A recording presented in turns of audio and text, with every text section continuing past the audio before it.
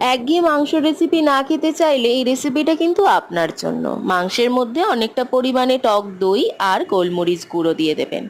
লেবুর রস, গরম মশলা, লঙ্কার গুঁড়ো আর আদা রসুন বাটা দিয়ে ভালোভাবে মাখিয়ে রেখে দিন 25 থেকে 30 মিনিট। অন্যদিকে তেল গরম হয়ে গেলে তাতে গোটা গরম মশলা, নুন, পেঁয়াজ কুচি আর গোটা লঙ্কা দিয়ে দিন। ভালোভাবে সেটা নাড়াচাড়া করে পেঁয়াজ যখন লাল লাল হয়ে যাবে তার মধ্যে দিয়ে দেবেন ম্যারিনেট করা মাংসটা। তবে দইয়ের ব্যাটারটা দেবেন না, ফেলবেনও না। মাংসটা ভালোভাবে নাড়াচাড়া করে সিদ্ধ হয়ে গেলে তার মধ্যে অল্প অল্প করে দইয়ের ব্যাটার আর কিছুটা জল অ্যাড করে নেবেন। তারপর অল্প একটু গোটা গোলমরিচ দিয়ে দেবেন। অন্যদিকে এই অ্যারারুট বা কর্নফ্লাওয়ার গোলা জলটা দিয়ে দেবেন যাতে গ্রেভিটায় থিকনেস আসে।